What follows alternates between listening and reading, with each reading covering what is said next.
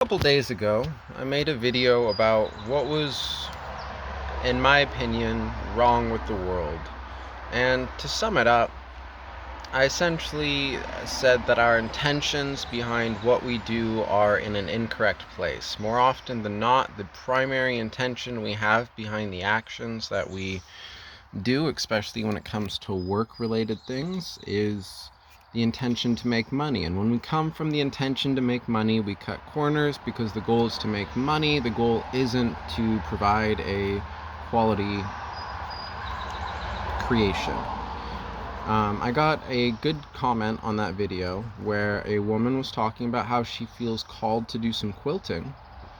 And she also makes a good point that if she were to take as much time and effort as is needed to truly add as much value as she can to those quilts, then the amount of time put in, she would be at a point where she couldn't afford to make a living doing so. And I think this is a very valid point, and I think this is where it starts to get tricky, because now we're starting to get into the spiritual side of things. And I like to come back to a quote from the Bible on this one, which is something along the lines of, "Seek ye first the kingdom of God, and then all will be added onto you."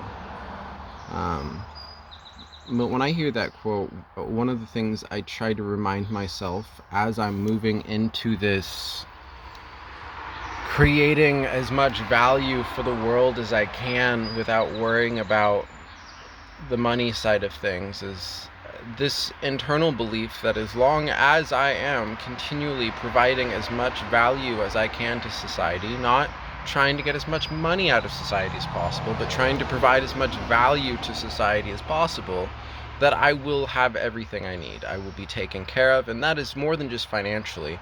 That starts to become luck to me.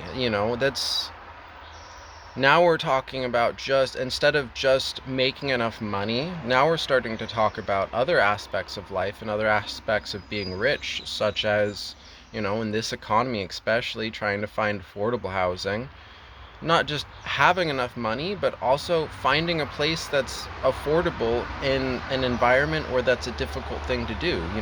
That is a type of luck that I think you can begin to acquire as you continually provide as much value to the world as possible, with that as your core intention and core focus. I think when you really do that, then the things that you need in your life start to be provided for you. And it's not necessarily provided for you because you've been putting value out into the world, and then the value is kind of bouncing back to you. And just recently, about 6 months ago, I was looking for a place, and just as I needed the place, I found a place that was half the price of everything else I was looking at, and was in a perfect location. I ended up with an incredible roommate who is very intelligent, amazing to have conversations with.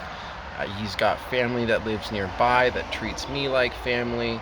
This is an area in my life that I was able to essentially be taken care of, and I truly believe it is because of the consistent attempt to add as much value to the lives of others as possible. And to the commenter out there that talked about the quilts, I say lean into it. And not just the quilts, but every aspect of your life. If you notice there's something small you can do, one thing I try to remind myself is, I imagine that I almost have like a hidden bank account that I don't necessarily see, but no matter what value I add to the world, it's adding to this bank account. And so even if I do something for somebody who cannot return the favor, maybe it's an older person and I help them with their groceries, and maybe they're at a point in their life where they can't really return the favor. Maybe they aren't financially capable of returning the favor or physically capable of returning the favor. And I still think I will be taken care of for providing that value. I love you all. Peace, love, all that good stuff. I'll see you in the next video.